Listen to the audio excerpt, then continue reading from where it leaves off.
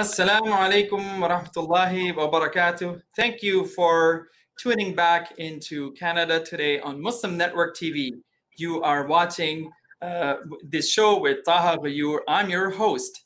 After years of state discrimination against religious minorities, the law that has been the actual discrimination series of discriminations that we have witnessed in the Quebec province has now been enshrined into a law with the adoption of Bill 21. The government of Quebec has banned Canadians working in public professions from wearing religious symbols such as crosses, hijabs, turbans, and yarmulkes. Many think that this bill is unconstitutional, arguing that Quebec government is subjecting their political beliefs on Quebecers by forcing people to dress contrary to their own private beliefs. This law discriminates against people currently working in public sector and the youth who aspire to be in those careers. Today, we are happy to be joined by a Canadian writer and journalist, an expert on this topic, Idil Issa. She will speak with us on this about this bill, its impact on Muslim women in particular and women in general. And Idil Issa has worked in the startup and not-for-profit sector in Qatar, in Malaysia, South Africa, and in Canada. She writes frequently for outlets such as Globe and Mail, Esquire Malaysia, Colors Magazine, as well as Maisonneuve Magazine, among others, on issues touching race, religion, and gender. She appears regularly on media outlets such as CBC and CTV to advocate for the rights of the marginalized and oppressed populations, with focus on the intersectional experiences of Muslim women of color. Thank you very much, Idil, for being here with us and sparing some time to be on this show. My pleasure. Thanks for having me. Great. Thank you for being with us once again. And, a few months back, we had a pretty good discussion with two leaders from Quebec who have been in this space of fighting for rights in different areas and specifically minorities. And we had a pretty good conversation about the legal aspect of Bill 21 as well as its impact.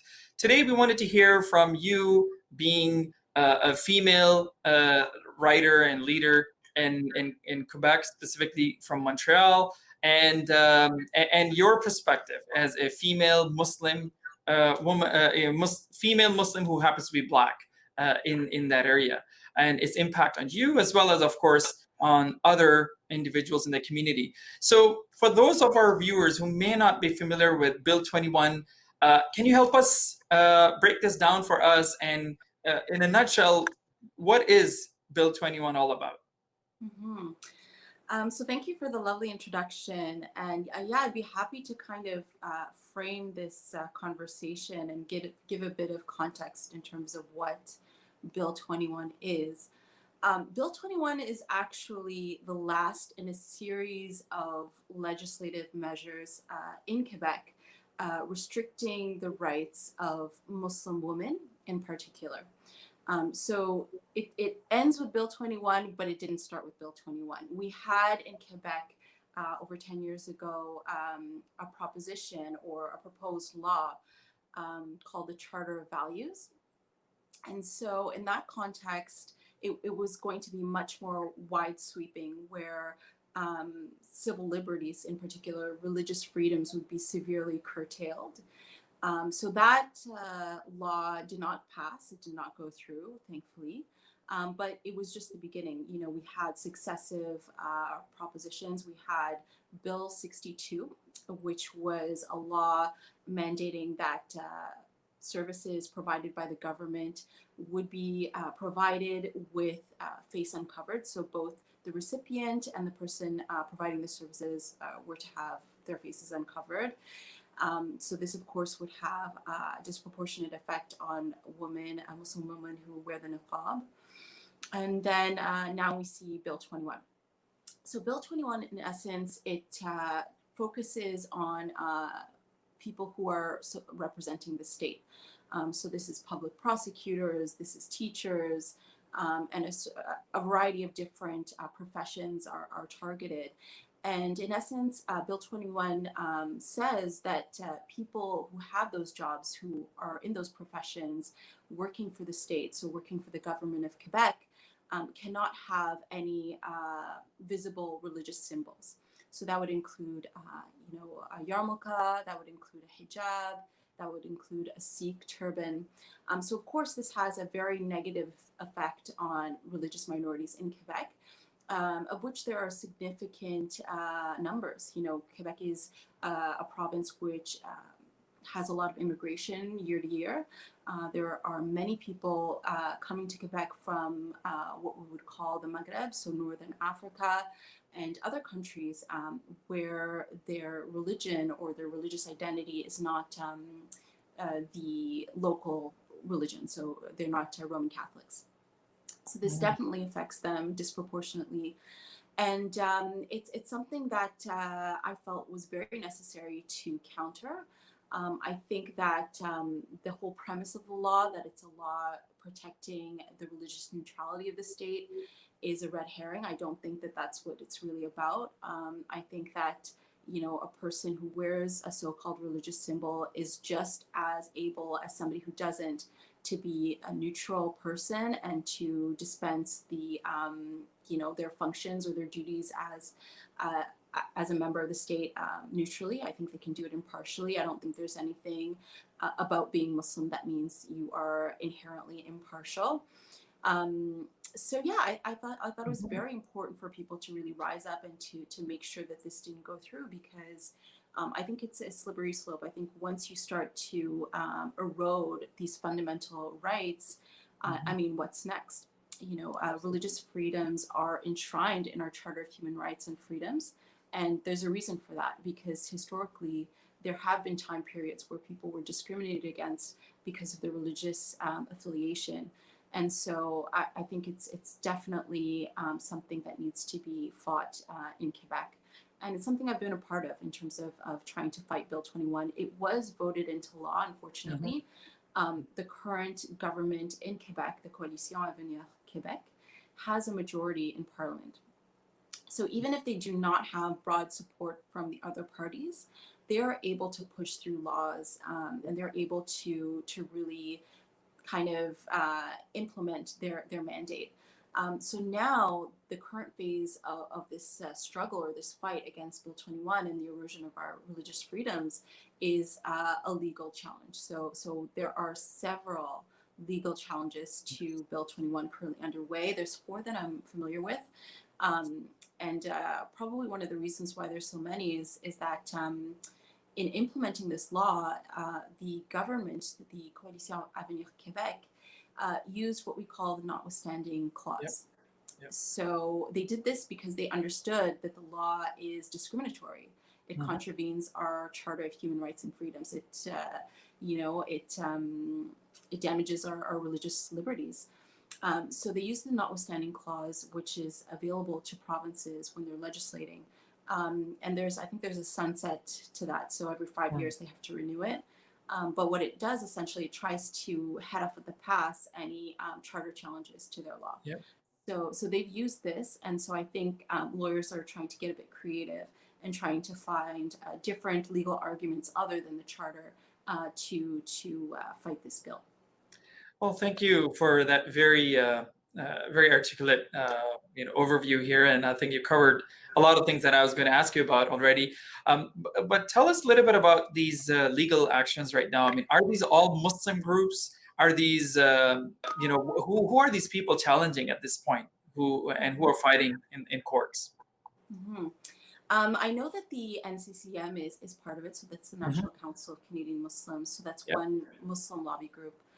There's also the Canadian some CCLA. I think it's something Canadian something civil liberties. Yes, Canadian exactly. civil liberties. Yes. So it's a very prominent Canadian Mhm. civil liberties organization. Is also part of a legal challenge. There's also several teachers unions in Quebec Mhm. who are challenging this law, and which I find very positive because I think the government was really counting on a broad support from civil society so that they could say, it's not just us. We have a mandate for this. We have a consensus in Quebec that people like this law. So I think it's a positive thing because teachers unions are made up of not really Muslims. Like we make up Mhm. a very tiny minority of those groups, and the fact that they're challenging this law is a positive sign to show that it's also just regular Quebecers who are opposed to this law and want to see their colleagues treated fairly. So Mhm. there are some teachers unions also involved. Yeah, that's great, and definitely the momentum is growing, which is great to see. Now, tell us a little bit about the current situation on the ground. Particularly after this law was basically it remained unchallenged by, of course, the provincial government and of even the federal government, sadly, so far. What is the bill's status as it is being applied right now in Quebec? I mean, is it being applied in full force? Is it being gradually introduced? How is it impacting people like you, perhaps, who may be wanting to work or maybe already working in public sector in Quebec? Mhm. It is having an impact on people on the ground. So I myself work in the private sector. My day job is in the private sector, so I'm not specifically targeted by the bill. But I am aware of many Muslim women who are grievously impacted by this law. So people who are planning to become public prosecutors, people who wrapped up their education degrees at one of the four universities in Montreal, for example, and are unable to start their career as teachers. I know of one Sikh woman who had to travel to or move to British Columbia to start teaching because there's just no job opportunities available for her in Quebec. So there's brain drain. There's definitely people unable to start their careers, and of course, some of them graduating from university have significant debt load. So they're counting on being able to start their career and start to pay that off. It's definitely a negative impact, and unfortunately, from what I've heard, COVID has not really alleviated that situation. The government isn't looking at this, the reality of COVID, and the idea that everyone is covering their faces, delivering services in particular. Mm. But that hasn't softened their stance. From what I'm hearing, people are still unable to start their careers. They're unable to get posts with the government based on this law as long as they wear their religious symbol. That's heartbreaking. I mean, you're a fresh graduate, you have aspirations, you want to start, new adventures in a career, and you want to try new things, and here you are, not only not basically allowed to apply anywhere in these sectors, but you are, on top of that, you have a debt load, as you mentioned. You have anxiety about how I'm going to pay it off. On top of that, you have COVID-19. Sadly, that's of course impacting everybody, and racialized communities in particular are being impacted in a triple the amount perhaps at times because of it. So it's very, very unfortunate and very, very sad that people are not seeing the impact on the mental health and the physical health, perhaps even, and of course the financial health of Canadians who are being directly impacted by this very, very bigoted law. So I wanted to understand from you at this point, how did we get here? I mean, what led to this legislation? You did talk about the precursor. We talked about Bill 62 a bit. You talked about even other series of attempts to legislate such discriminatory practices. But let's talk about the popular opinion. Let's talk about public. What are the sentiments of uh, common people in Montreal, in Quebec, whom you interact with? Are all or most Quebecers in favor of such discriminatory bills. What do you hear from people when you talk about these issues? If when you come across people on these topics? Mm-hmm. So I won't lie to you. The bill is quite popular in Quebec. There are a lot of Quebecers in support of it. The Coalition Avenir Québec has a majority in the parliament. So they definitely have a mandate. They have support from the public. But I think when it comes to minority rights, that's the whole thing, right? A practice that's very particular to one segment of the population won't necessarily have a broad-based appeal. And that's why we always in a democracy have to protect minority rights, because it's not something that the majority will necessarily always protect and stand behind. So that's why leadership is very important in these situations. Leadership to be able to say, okay, this may not be a practice that's important to you, but because we live in a pluralistic society, in a democracy, we protect these rights so that you as well, whatever practice you have, whatever community you're from, that you also will be protected. So I think that's the key point. Is it doesn't necessarily matter if it's very popular or not in Quebec. I think what matters is the underlying principle of respect for minority rights, respect for a pluralistic society, and to maintain a healthy democracy. And I think those are the things that the CAQ is really trying to erode. They're starting to scale back, or trying to scale back funding for English institutions in Quebec. There's definitely a drive or a momentum to reshape Quebec in the image of the Coalition Avenir Québec. So, that's what we're fighting against, is this idea that somehow to be, a strong Quebec, minority rights need to be infringed upon. You're right. That's excellent. Thank you very much for sharing that. What I wanted to also discuss with you and hear a little bit from you about is the impact, of course, on and the targeting of Muslims in particular. There are several, of course, social experts out there, even testimonies that really clearly indicate that as much as it targets, of course, as much as it impacts other religious minorities out there in Quebec, it was very much targeting the Muslim women in particular. Do you find this assertion to be true or accurate from your perspective? Do you think this is a very much of a Islamophobic bill that is clearly targeting Muslim women who are wearing hijab? I do feel it is.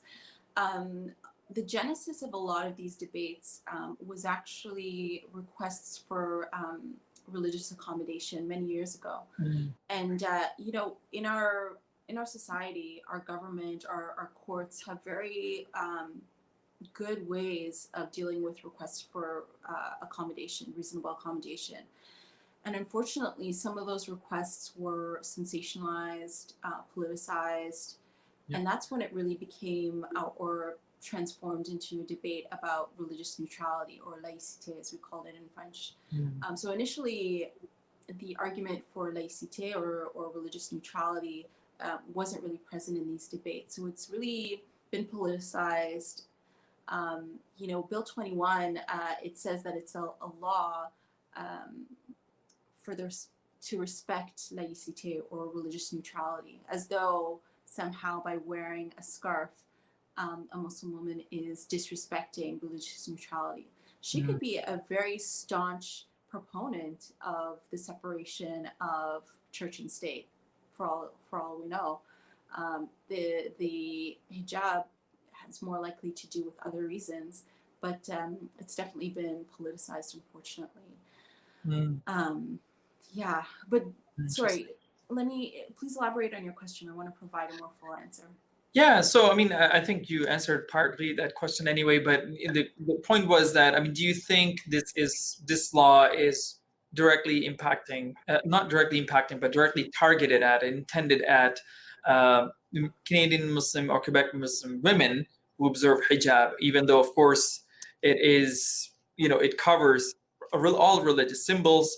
And of course, it's impacting, we know of Sikh women and men who are leaving Quebec City, Quebec province, and of course, Montreal, Quebec City, which is where a lot of the government jobs are. So of course, it's obviously impacting other communities as well. But the original intent, going back to the issue of niqab, for instance, I think the patterns are quite clear.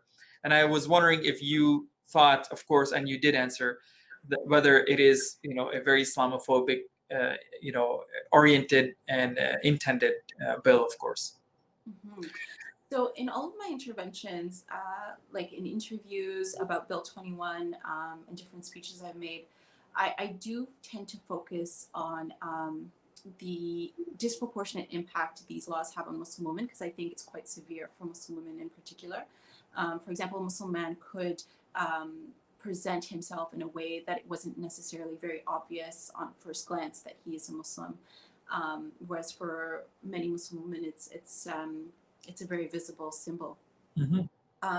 But I think it's also important to remember to make common cause with some of the other religious minorities affected by these laws. So that's Jewish people, that's Sikhs. A lot of other religious minorities are affected by the bill, and partnering with those religious minorities to fight the bill is positive, I think. Yeah, very true, very true. Now, why do you think the law has not been opposed yet by the federal government in the way it should have been? I mean, yes, there have been election promises made. We have heard that the federal government is going to intervene in some way, and it supports the rights of religious freedom and minorities in Quebec and and for all Canadians. But yet we have seen a lot of reluctance and hardly any action from the federal government. Why do you think it's taking so long? I think there are certain electoral politics at play. There's one famous by-election in Quebec that the NDP lost, and people really felt it was because of their stance on the so-called niqab ban. So by taking a public stance to support women who wear the niqab, people felt that they took an electoral loss in Quebec for that reason. So political parties since then have been a bit shy about really coming out publicly to support this cause. Quebec is a very important province in terms of federal elections and the number of votes that parties need to get in Quebec in order to win elections. So it's a very sensitive thing for political parties at the federal level to get involved in this particular debate, which is unfortunate because at the end of the day, there's a principle at stake, and they really should come out publicly and forcefully. It's just not the reality, though. On the ground, parties are shy to get involved. That's unfortunate, and this is what I think this is one of the sort of struggles and the campaigns also at this point behind whether it's from NCCM or other civil liberties organizations, and that is really to push our MPs and our members of parliament to first of all recognize that there is a serious level of discrimination happening here, which is disproportionately impacting religious minorities. And then, of course, doing something about it. And statements are important. That's always the first step, and it's a start. But we need definitely a lot more action on these things. Now, I think you touched upon, interestingly, you right at the beginning, you talked about some of the flaws, I guess, or the flaws with this bill, which is why, of course, the way it was introduced was that you have a sunset clause for 5 years, but notwithstanding clause is basically pretty much remains unchallenged. And of course, now they're trying, and civil rights groups are trying to challenge it in creative ways. But first of all, help us understand what makes, from your perspective, what makes Bill 21 unconstitutional? Mm-hmm. Well, I wouldn't be able to provide a legal opinion on that. I'm not a trained lawyer. I'm an advocate and a writer and a speaker. So I can provide a perspective from that perspective, not a legal opinion. It's in our Charter of Human Rights and Freedoms. We do have religious freedoms in Canada. And, Quebec, although sometimes it likes to pretend otherwise, is part of Canada. And so not only that, in Quebec, we also have our own charter. So it's a charter which is very similar to the Charter of Human Rights and Freedoms. And religious liberties are also enshrined in the Quebec Charter, so the provincial charter. So this is kind of an inconvenient fact that a lot of politicians in Quebec like to gloss over. They really do like to frame the debate like it's some religious minority asking for things, special treatment, for example. So I think it's important that we always refer back to the laws of the land. This is something that is part of Quebec legal tradition. It's part of Canadian legal tradition. It's not a special privilege that Muslims are asking for. We're really just asking to be treated like everyone else. And I think it's very important that we stand on that ground. I do think it is a slippery slope. If we do allow this, it's not going to be good, not only for Muslim minorities or other religious minorities, but for society as a whole. Like I remember, studying and going to school and primary school, high school, and learning in school about time periods where, for example, Black people or Jewish people were not allowed to be to study at certain institutions or universities. And now I'm talking about like McGill University, very famous universities in Canada. And so, I always learned that in textbooks as, part of our dark past, our bad history. And so I never really thought I would see a day where we would literally have the same sort of law where people are restricted from entering certain professions on the basis of their religious confession. So I think it's a very bad precedent. I think it's something that we need to understand fully of what's happening in terms of, the idea that we're treating a class of citizens as less than, and I think that's a very sad situation for us in Canada. Absolutely, and definitely a very dangerous precedent for rest of Canada, unfortunately. So we definitely have to do our part to fight it with all the legal and civil means, of course. Let's come to talk a little bit about your efforts in this area and your sort of your vocal efforts here.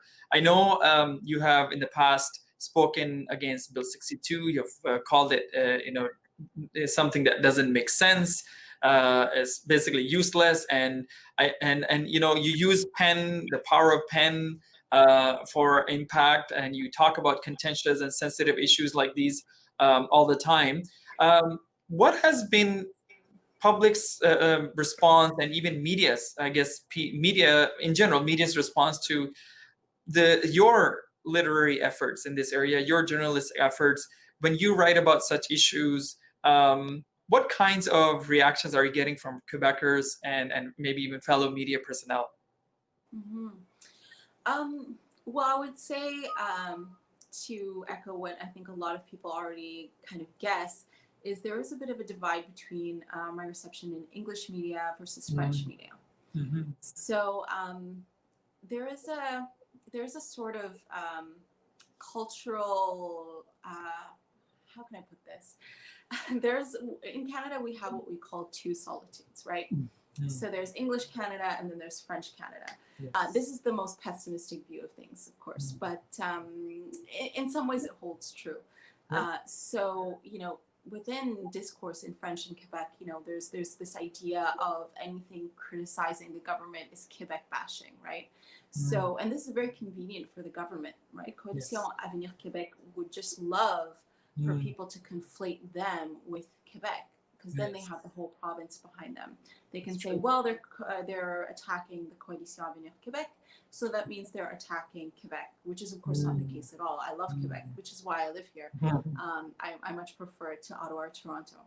So So yeah, I think they've used that to their advantage, and unfortunately, it's been a narrative that's really caught on, and it's something that makes it hard to translate the message against Bill 21 in French media. I've had some success, you know, especially in news reportage, so less editorials, but you know, Mm. French media outlets will cover me and what I'm saying about Bill 21 as part of their news items. In Mm. English, I've had a much more success in terms of getting my editorials published on Bill 21.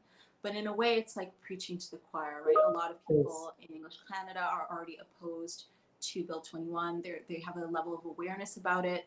Mm. And so, in a way, I feel like it's less effective. You know, my message is getting through, but it would be much more impactful if I was able to do that in the French media. Working Mm. on that, but that's kind of how I see Inshallah. it. You'll get there, inshallah. Well, that's great. You know, you're on the board of Parole des Femmes, an organization that helps to promote women writers and voices of women in public sphere. Why is it so important for you to be in such forums and on such boards? Mhm. Yeah, Parole de Femmes is an initiative that was founded by Dalila Alwada, who is quite a very important figure here in Quebec. She's a Muslim woman who actually won a very important legal battle against, you know, in terms of defamation, dealing with online trolls and that sort of thing. So Mm. she's quite an important figure in terms of the fight against Islamophobia in Quebec. She Amazing. founded the organization, and yes, I've been lucky to be able to be the vice president of the organization. It's an organization that aims to create spaces for women in Quebec, in particular women living at the intersections of different marginalized identities. So, you know, sometimes we'll do workshops, media training. We will host events, open mic nights, just different spaces to help women find their voice in Quebec. Awesome. That's great. Well, let's, as you conclude, next few minutes, I have a couple of questions specifically, and one being to do regarding, um, you know, of us who are common people who probably don't know much about what's happening with Quebec, you know, and with Bill 21 as Canadians, and we're learning more about it. And yes, we want to do something hopefully about it, especially after listening to you. What are top three things that uh, civil society and Canadian Muslims in particular do to push back on Bill 21? Mm-hmm. Okay, so I would say the first thing you can do is to support the legal challenges. So whether that's donating, whichever means you have to identify some of the legal challenges currently being underway against Bill 21. Second, I would say try to lobby your local officials. You know, Mhm. Quebec is not an island as much as it would like to be. It's part of a federation. Canada is a federation of provinces and territories. And so, as such, our premier has to go to meetings with other premiers. You know, the premier of Manitoba, of Alberta, et cetera, et cetera. They all sit at meetings from time to time. So I think it's important to really lobby your local politicians. So whether that's your MP, whether that's your premier, send messages, send emails to those offices, and tell them you're against Bill 21. And the next time they get into one of these meetings with the premiers and the Prime Minister of Canada, to mention that.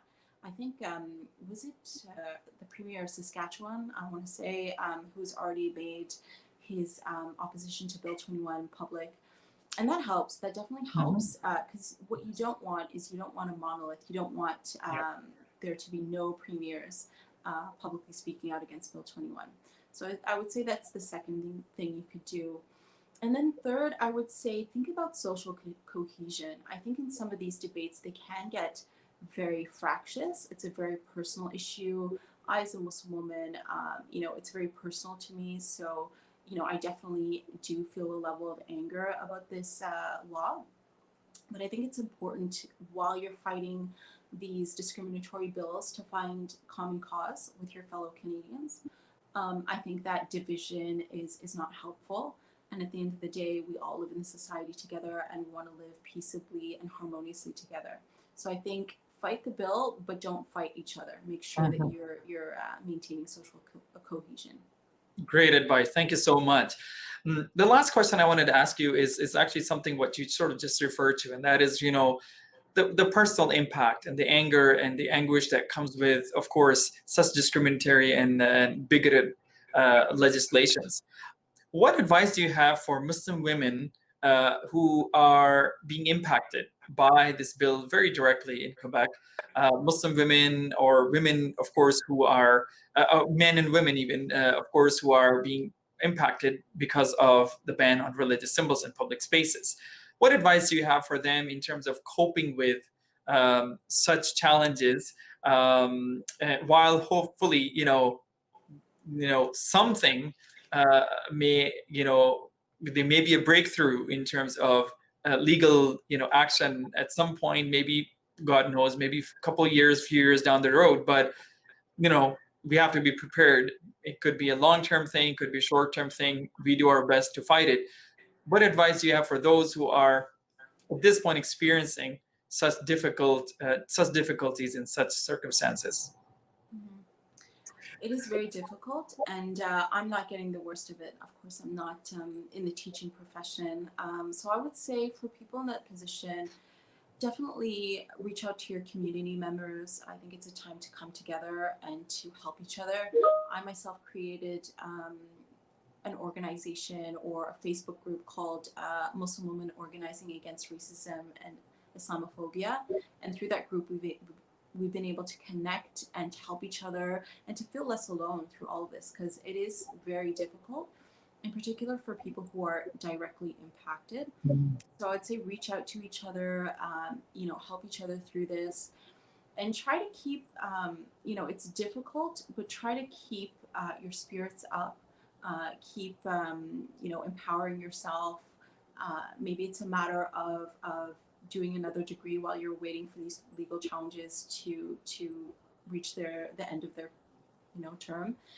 But try to connect with each other, help each other out, and then always reach for the stars. I think bills like this try to just derail you in life, and I think that don't let it derail you. Especially for Muslim women, I'm speaking to them right now, is you can achieve anything, and just because the state says that this profession is not for you doesn't mean that that's the truth. So don't let this derail you from your ambitions.